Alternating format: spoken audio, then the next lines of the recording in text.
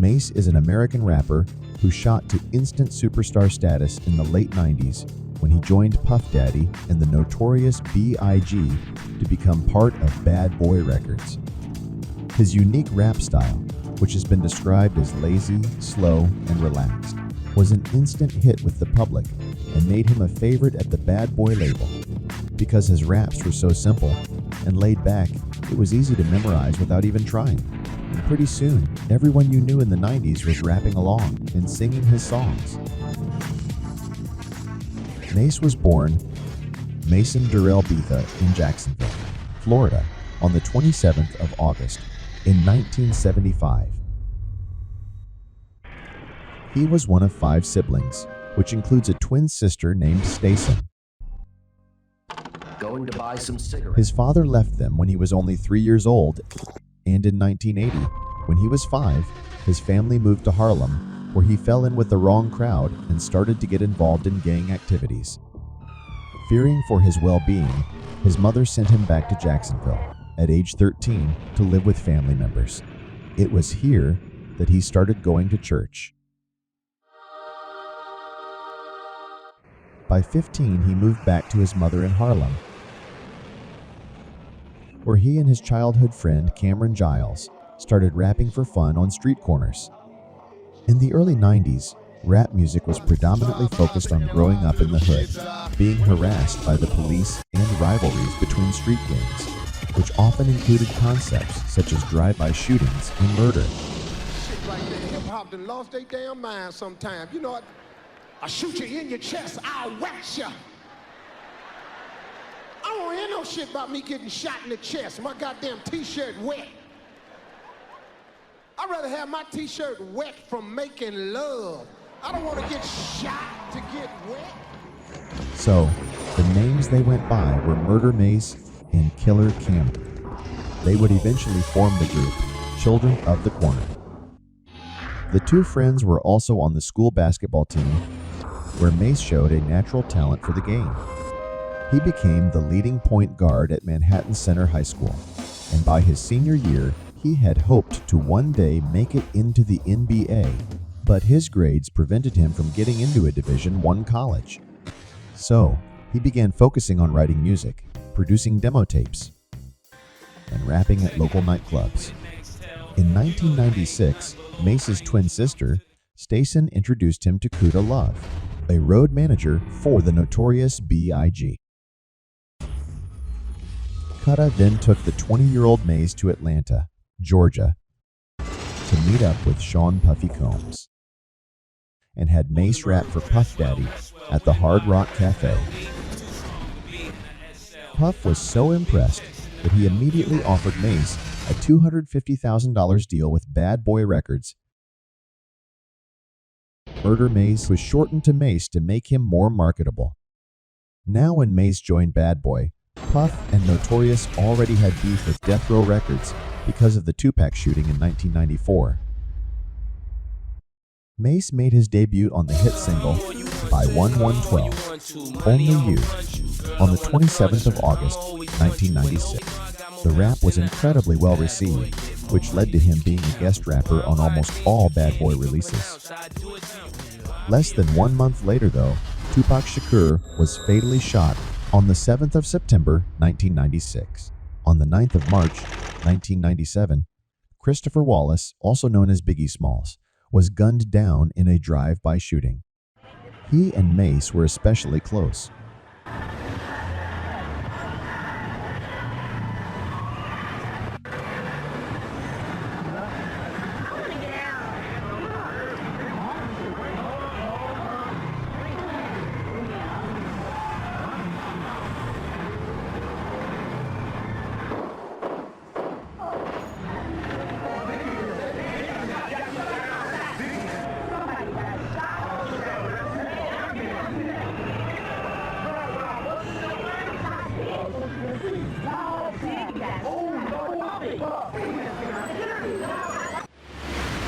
The night that Biggie Small died, where were you and what did you do in the aftermath right after Biggie Small died? Oh, yeah, I was in the hotel. I was actually in the hotel with a young lady.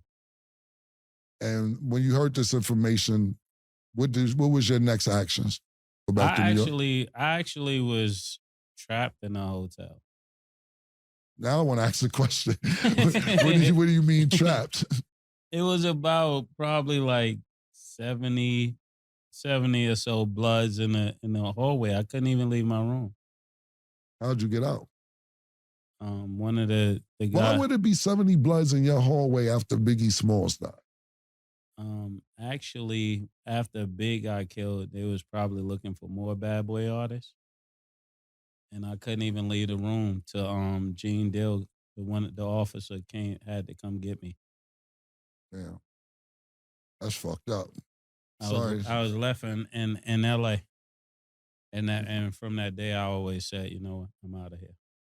Puff Daddy released a tribute song after Biggie's death, I'll Be Missing You, which features his widow, Faith Evans.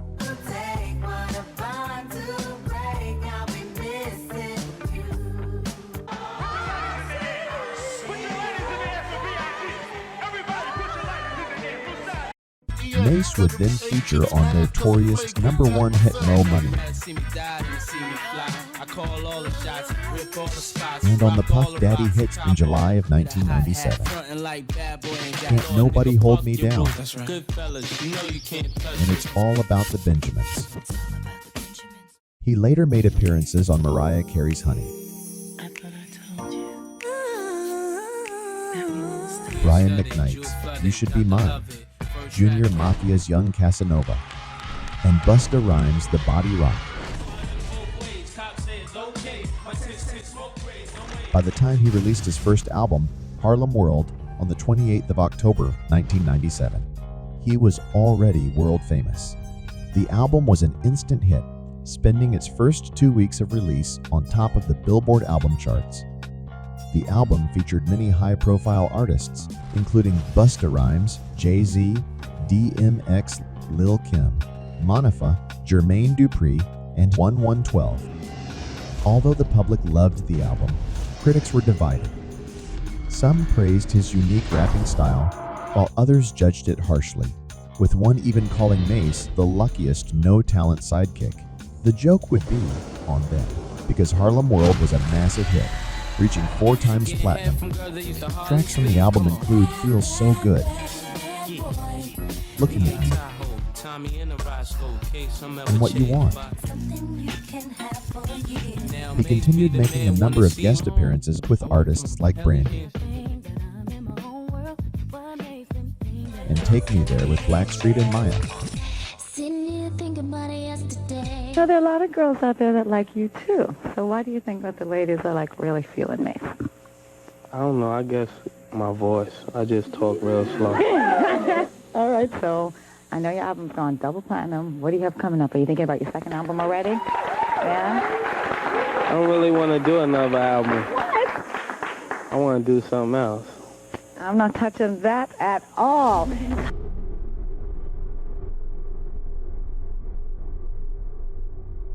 By the end of 1998, he had put together his own group of rappers, dubbed Harlem World, who released their debut album, The Movement, in 1999. Still riding the high of his popularity, he started working on his next album with Bad Boy Records. But midway through, he would shock the whole world by announcing his immediate retirement from hip-hop and the music industry because of his religious beliefs. Out of frustration, you know, I told everyone before I started that I don't plan to be here for long. I got my man Mase on the phone. What's up, baby? I'm chilling, Flex. I feel mad good. I gotta let a fax today from Magic Johnson Music.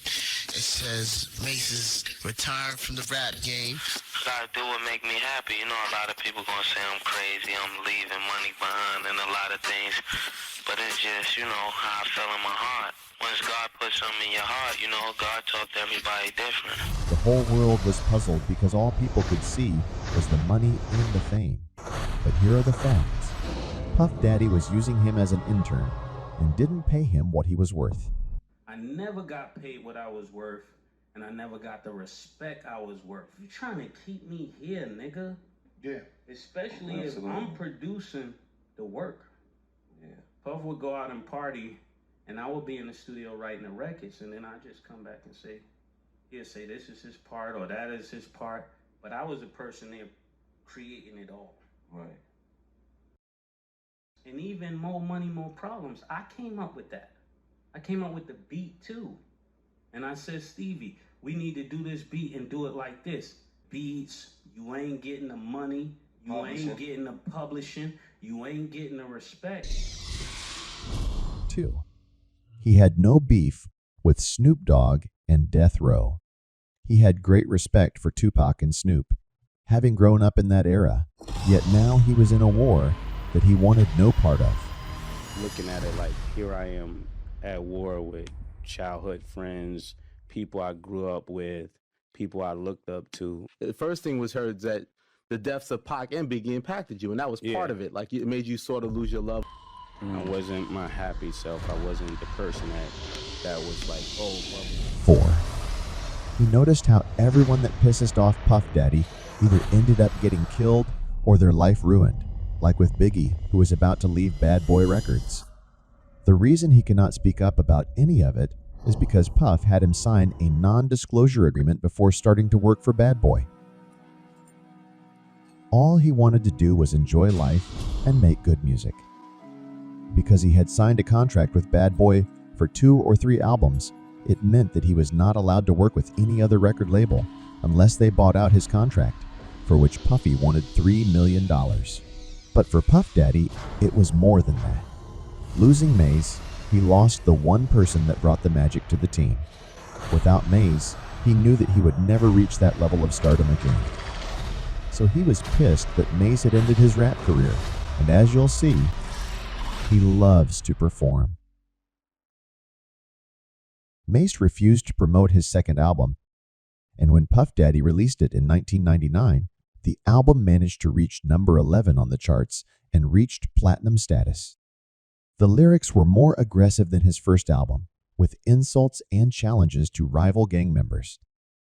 Mase then moved to Atlanta, where he studied for a year at Clark Atlanta University to pursue a math degree, then becoming an ordained minister. On campus, he is said to have kept a low profile and never mentioning his rapper days. Mase made his return to music with Welcome Back. Was also released as a single through Bad Boy Records and reflected a cleaner image. Mase called himself a bad boy gone clean. In mid-2000, he toured with 50 Cent and G-Unit. He tried to sign with G-Unit, but he was still under contract with Puff Daddy. What went wrong with that deal? Diddy didn't let it go through. That's the reason it didn't go through. He wanted 50 to give him all of the money he thought I owed him. In 2001, he married his wife Twyla G. Styles. They would go on to have 2 sons. In October 2009, Puff Daddy made an appearance on the Breakfast Club radio show to issue a challenge to his detractors. Anybody that thinks I owe them something, show me the receipt and you'll get paid within 24 hours, he said. That's when Mase showed up, accusing Puff of not paying him royalties for the music he made with Bad Boy, and that Puffy denied him from going on tour to perform with Cameron and Jadakiss. He also demanded that Diddy release him from his contract at Bad Boy Records. Diddy then signed the papers to allow him to perform his own songs, but not to free him from his contract at Bad Boy. By 2012, Mase told fans he was no longer under contract with Bad Boy.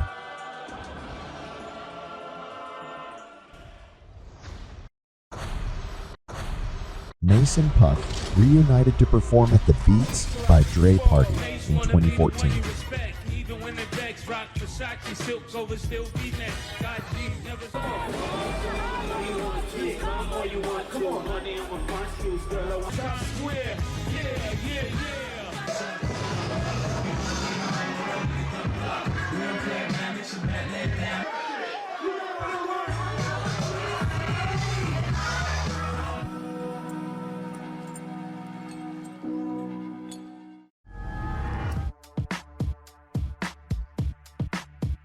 In January 2023, he was handed a proclamation and play commemorating the 24th of January as Mase Day in his hometown, Harlem.